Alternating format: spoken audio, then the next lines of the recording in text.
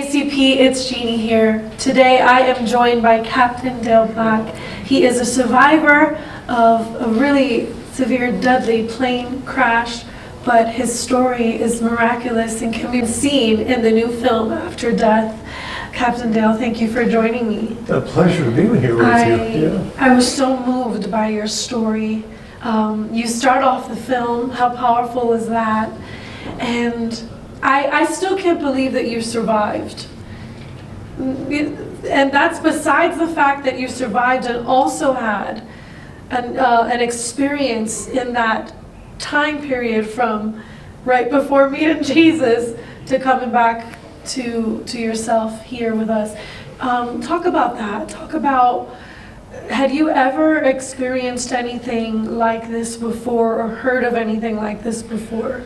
Well, to put the record straight, this occurred, for me, it occurred over 50 years ago. Mm-hmm. There was nothing talked about back then about an after-death or near-death experience. These are terms that came much, much later. I never heard about this in school or church, so it was very much not on my radar. But aviation was. I wanted to fly. I took a flight when I was 14 around the world. It changed my life. My parents, we all saved up our money and we went around the world, and boy, when that trip was over, I knew I wanted to be a pilot. So later, when I graduated from high school, I started taking flying lessons. My first lesson, I was in love. I had found the love of my life, which was my vocation of flying. It just fit. I just knew that I belonged in the air. And a lot of pilots are that way, especially in my day.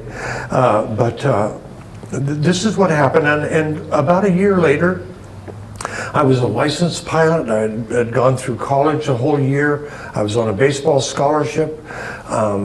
I had a great 57 Chevy, so I mean, what could be better? Right. But I'm only 19, of course, and it was on takeoff on the morning right here in the Hollywood Burbank Airport, a few miles from this location. We were on takeoff. We got about 100 feet off the ground, and something all of a sudden went wrong with the aircraft. And I didn't know what it was, but you could hear the engines going, it was not normal. Yeah. And then all of a sudden, the guy in the right seat, Chuck, my flight instructor, mentor and friend, he pointed and said, let's land in that clear area over there. And I looked out and I thought, well, this is what, a golf course? A city park? Okay, we're gonna land, I don't know why, but we're gonna land in a golf course. Yeah. And I knew that we would be in the headlines of the newspaper, but I never thought for a moment that we were going to get hurt. Yeah. And at the last moment, he grabbed the flight controls, turned them all the way left, pulled them back against his chest, and strangely, I'm looking at him, seeing the fear in his face, and this is a man who had no fear in my mind. His last words was, "Oh my God." And then our left wingtip clipped the tops of, now I know, 100-foot tall trees. We clipped them at the 80-foot level. Just clip, clip, clip. It turned the airplane about 20, 25 degrees to the left. And then in front of us is this large building capped with a mosaic dome. And we crashed right into the top of that dome, 5 feet from the top. Yeah. Now, what a lot of people don't know is that we impacted this mausoleum in the middle of a cemetery, and they don't recognize the fact that the impact of that mausoleum is what killed the other two pilots. Because the impact speed was 135 miles an hour, and our airplane stopped suddenly. And it wasn't like we glanced or bounced off of it. We impacted it and fell backwards. So the 135 mile an hour impact is what caused the blunt trauma to all three of our brains. And they were killed by that. The autopsies reported the death was caused by that blunt trauma from that monument. In addition, all three of us fell 70 feet to the ground. Yeah, you're a miracle. Well, I take no pride in this. I was in that airplane. I just expected it to be another day of flying, which I loved. And so I can't take any pride in the fact that I'm here today, alive and well. But I can say that there is a God, and He answered the prayers of my grandparents who prayed for me every day by name. Since I was 5, I heard my grandparents always praying for me. And you see, I say all this to say this, all three pilots, we were within inches of each other, and we hit that monument which caused the death of 2, and I alone survived. Then we fell 70 feet to the ground, and we all landed together, boom, boom, boom, within 5 feet of each other. Now, I lived, and they didn't. Of course, some say that I died on the site. I technically don't say that I died because I can't prove it. Right. But I can say that I was above my body. Yeah. I can't prove that either, but I know that I was. Yeah, you saw your body there laying with the other pilots. Yeah, I did. I saw my body. I looked down, and I thought, wow, look at that.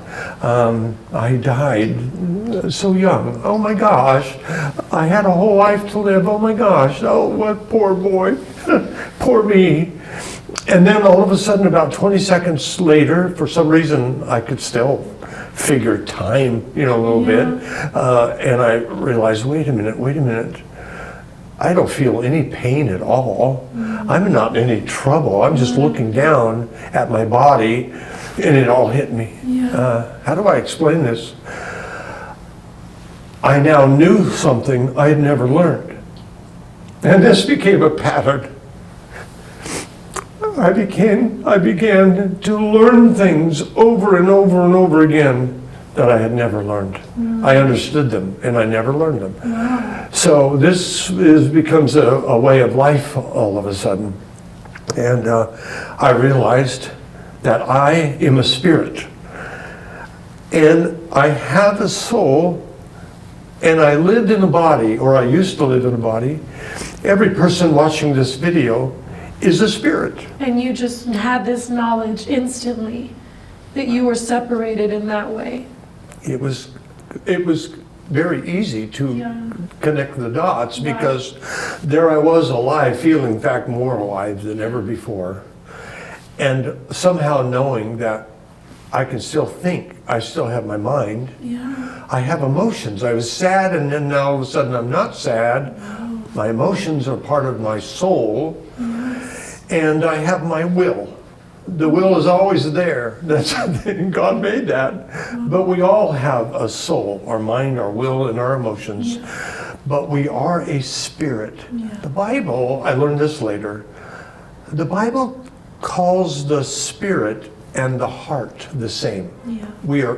What is the heart of a man? And the heart of a woman is the spirit, and the Bible calls the spirit. So that's the real us, is our spirit. That's what lives eternally. And our soul, we can adjust that. We can change our will. We can submit our will to God's will. We can have desires. We can think. We can learn. The soul is different, but it also lives eternally.